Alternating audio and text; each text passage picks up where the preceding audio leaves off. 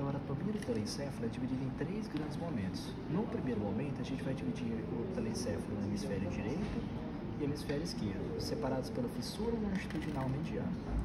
E no segundo momento, a gente divide o telencéfalo em lobos. Então, ele é formado pelo lobo frontal, anteriormente, o lobo parietal, posteriormente, na região mais posterior, o occipital, lateralmente, o temporal. E se a gente remover o temporal, é possível observar um lobo interno, que é o lobo da ínsula. Então, é importante saber a função de cada um deles também. Então, de maneira bem simplificada e direta, o lobo frontal está relacionado com as funções superiores e com a motricidade, o lobo parietal com a função mais somatosensorial, o lobo temporal com a audição, o lobo occipital com a visão, e o lobo da ínsula, aquele lobo mais interno que a gente visualizou, ele está muito relacionado com a emoção. Né? Então agora, no terceiro momento, a gente vai passar pelas estruturas e os espaços que a gente tem em cada um dos lobos. As estruturas são chamadas de giros, e os espaços que as separam são chamados de sulcos. Então, quando a gente estuda os giros e os sulcos, o primeiro sulco que a gente tem que encontrar é o sulco central. O sulco central ele vai delimitar anteriormente o giro pré-central e posteriormente o giro pós-central. Cada um desses giros eles vão ter um sulco. Então, o giro pré-central vai ter o sulco pré-central e o giro pós-central vai ter o sulco pós-central. Então, mais uma vez, com relação a essa parte central, identificando primeiro o sulco central, anteriormente o giro pré-central, posteriormente o giro pós-central. Cada um dos giros vai ter um sulco. O giro pré-central vai ter o sulco pré-central e o giro pós-central vai ter o sulco pós-central. Agora, passando individualmente por cada um dos lobos e entendendo os giros e os sulcos em cada um deles.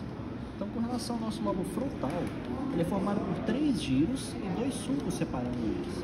A gente tem o giro frontal superior, o giro frontal médio e o giro frontal inferior, separados pelo sulco frontal superior e o sulco frontal inferior, tudo bem? Então, mais uma vez, 3 giros separados por 2 sulcos.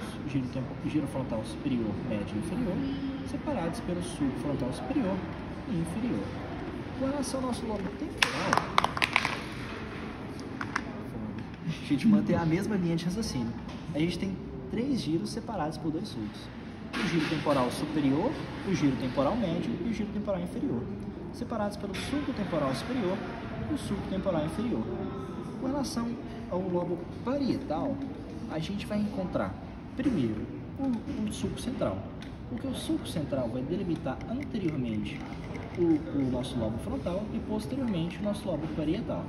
Consequentemente, o giro pré-central pertence ao lobo frontal e o giro pós-central, por estar posterior ao sulco central, pertence ao nosso lobo parietal. Mas o que a gente tem que identificar aqui é nossos lóbulos parietais, superior e inferior, separados pelo sulco intraparietal. Além disso, é possível observar esses 2 giros, anteriormente o giro supramarginal e posteriormente o giro angular.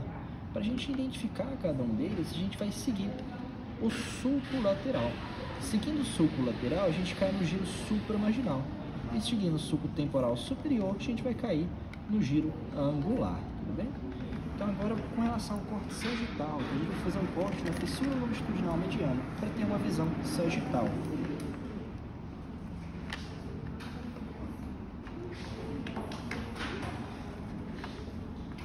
Nessa visão sagital, a gente consegue ver que a gente tem o lobo frontal anteriormente, o lobo parietal e o lobo occipital posteriormente.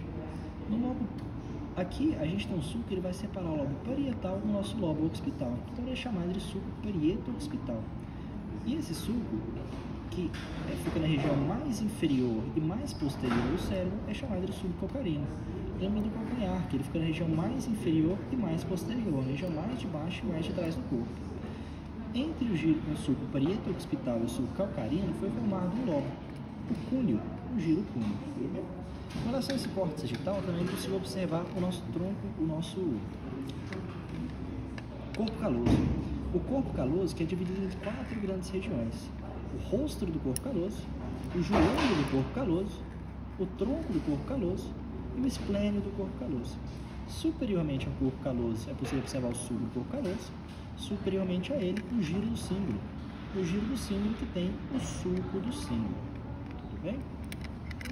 Com relação a esse corte sagital, é isso que a gente consegue visualizar. Então agora com a vista inferior. Na vista inferior, aqui a gente consegue observar essa continuidade do giro temporal inferior e a gente consegue observar esses 2 giros. Esses dois giros que eles são encontrados tanto no lobo occipital quanto no lobo temporal. Por isso vão ser chamados de giros occipitotemporal. Esse mais lateralmente é o giro occipitotemporal lateral. Esse mais medialmente, giro occipitotemporal medial. Esse sulco ele vai separar o lobo temporal do giro temporal inferior do giro occipitotemporal medial. Portanto, ele vai chamar giro occipitotemporal, o sulco occipitotemporal. E o sulco que vai separar os giros occipitotemporal lateral do medial vai ser chamado de sulco colateral. Com relação especificamente ao giro occipitotemporal medial, vou tirar isso daqui, fica mais fácil da gente visualizar. Com relação ao giro temporal medial, ele é dividido em 3 regiões. Ele é um pedaço único de cérebro, mas é dividido em 3 regiões, pois tem funções diferentes. O giro lingual, o giro occipitotemporal medial propriamente dito. O giro parahipocampal, pela sua proximidade com uma estrutura muito relacionada com a memória, que ficou localizada aqui microscopicamente no hipocampo. E o giro unco. Então, mais uma vez, o giro occipitotemporal medial dividido em giro occipitotemporal medial, ou giro lingual. Giro parahipocampal, pela proximidade com o hipocampo. E o giro unco. Vale ressaltar também aqui a presença do sulco hipocampal, devido à proximidade com o hipocampo. A gente consegue visualizar também aqui um dos 12 pares de nervos cranianos, nervo craniano de número 1, nervo olfatório, dividido nessa porção mais abaulada que é o bulbo olfatório e aqui o trato olfatório.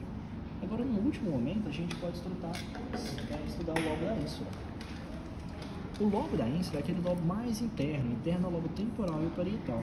Existem 4 nomes que a gente tem que saber com relação ao lobo da ínsula. Os giros curtos, mais superiormente, e o giro longo, mais inferiormente. Então, giros curtos no plural e giro longo no singular. São separados pelo sulco central da ínsula. Lembra sempre de falar sulco central da ínsula, pois quando você fala sulco central, você está se remetendo àquela parte central que separa o lobo frontal do parietal do nosso telencéfalo. Então, giros curtos, giro longo da ínsula. Sulco central da ínsula. Além disso, é um sulco que ele vai circular nas estruturas da ínsula, chamado de sulco circular da ínsula. E essa é a anatomia do nosso telencéfalo.